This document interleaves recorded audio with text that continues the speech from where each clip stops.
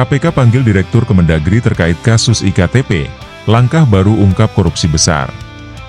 Jakarta, Komisi Pemberantasan Korupsi, KPK, kembali melanjutkan penyidikan kasus dugaan korupsi pengadaan kartu tanda penduduk elektronik, IKTP, yang telah merugikan negara hingga 2,3 triliun rupiah.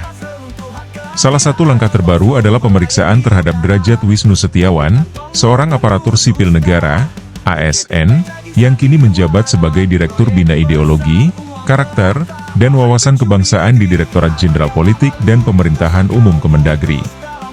Pemeriksaan dilakukan di Gedung Merah Putih KPK, Jumat 24 Januari.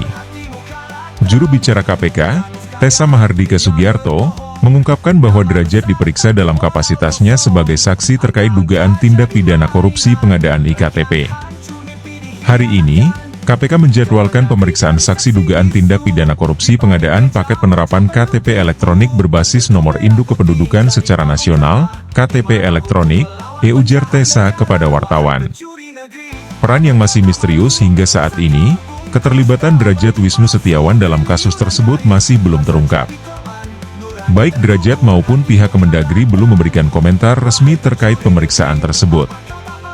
Di sisi lain, KPK juga belum memberikan detail terkait materi pemeriksaan yang ingin digali dari Derajat. Namun, pemanggilan pejabat Kemendagri ini menandai langkah serius KPK dalam mengurai lebih jauh benang kusut kasus IKTP.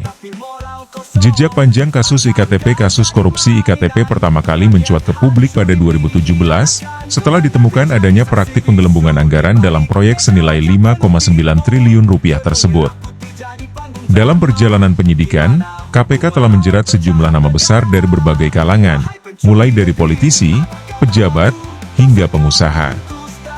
Dua tersangka terbaru yang ditetapkan dalam pengembangan kasus ini adalah pengusaha Paulus Thanos dan politisi Miriam S. Haryani. Paulus Thanos, pemilik PT Sandipala Arta Putra, diduga memperoleh keuntungan sebesar 145,8 miliar rupiah dari proyek IKTP. Sementara itu, Miriam S. Haryani, yang pernah menjabat sebagai anggota DPR RI periode 2009 hingga 2014, sebelumnya telah dijatuhi hukuman 5 tahun penjara atas kesaksian palsu dalam kasus ini. Kini, ia kembali ditetapkan sebagai tersangka oleh KPK. Kasus ini juga sempat menyeret nama sejumlah kader Partai Demokrasi Indonesia Perjuangan, PDIP, termasuk Ganjar Pranowo yang saat itu menjabat sebagai Wakil Ketua Komisi 2 DPR RI. Ganjar disebut-sebut menerima aliran dana dari proyek tersebut berdasarkan kesaksian beberapa pihak. Meskipun Ganjar telah membantah keterlibatannya, penyebutan namanya dalam berbagai persidangan membuat PDIP menghadapi tekanan politik yang tidak kecil. Selain Ganjar, beberapa anggota DPR lainnya juga disebut terlibat dalam pembagian dana proyek yang menjadi skandal besar ini. Kerugian negara dan tantangan penegakan hukum proyek IKTP yang seharusnya menjadi langkah maju dalam administrasi kependudukan justru menjadi salah satu skandal korupsi terbesar di Indonesia. Dengan nilai kerugian negara mencapai 2,3 triliun rupiah, kasus ini menjadi perhatian publik karena melibatkan jaringan korupsi yang begitu luas. KPK menghadapi tantangan besar dalam mengungkap seluruh pihak yang terlibat. Selain kendala teknis, seringkali terdapat tekanan politik yang menghambat proses penegakan hukum. Namun, langkah-langkah strategi seperti pemanggilan saksi-saksi kunci dan pengembangan penyidikan menunjukkan komitmen lembaga anti rasuah ini untuk menuntaskan kasus tersebut. Harapan publik pada KPK. Kasus IKTP menjadi simbol perjuangan melawan korupsi di Indonesia. Publik berharap KPK mampu mengungkap seluruh jaringan yang terlibat, tanpa pandang bulu. Pemanggilan Derajat Wisnu Setiawan diharapkan menjadi salah satu pintu masuk untuk menguak fakta baru dalam skandal ini.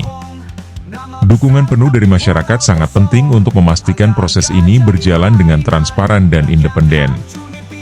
Kita harus terus mengawal langkah-langkah KPK agar tidak ada lagi pihak-pihak yang mencoba menghambat penyelidikan. Publik juga harus terus memberikan atensi pada kasus ini, baik melalui media sosial, diskusi publik, maupun tekanan kepada pemerintah untuk mendukung kinerja KPK.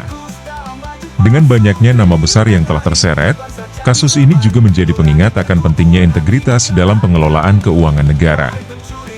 Transparansi dan akuntabilitas menjadi kunci agar kasus serupa tidak terulang di masa mendatang.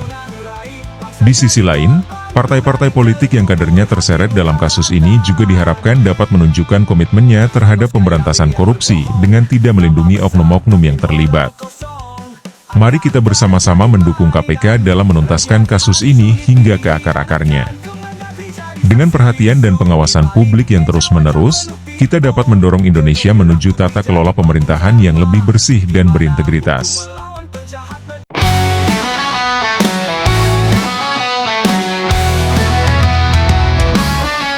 Wajahmu tersenyum di layar kaca, tanganmu licik bermain kata.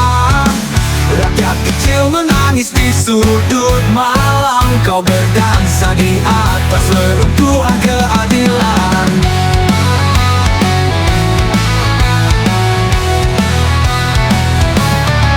Janji palsu melayang di udara, tapi kantongmu penuh dusta. EKTP jadi sandiwara, proyek besar uang melata.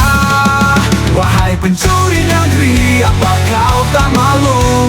Basah kau bungkus dalam baju palsu. Triliunan rakyat bangsa jadi korban, nurani terkubur, hatimu karatan.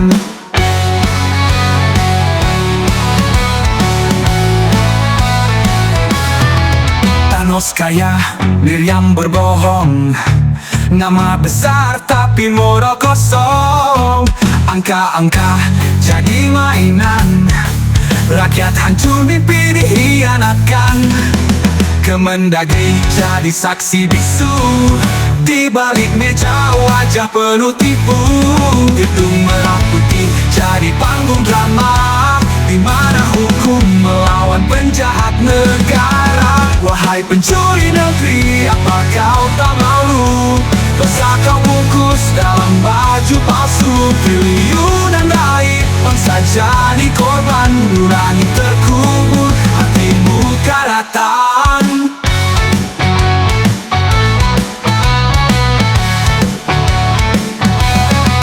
Pencas ironi merangkul namamu, kau pemimpin tapi tanpa malu.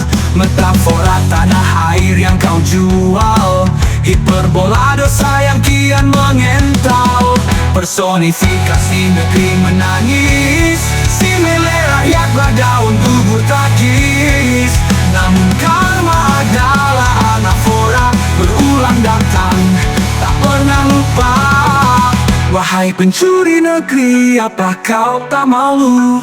Dosa kau bungkus dalam baju palsu. Triliunan rakyat bangsa jadi korban, nurani terkubur, hatimu kan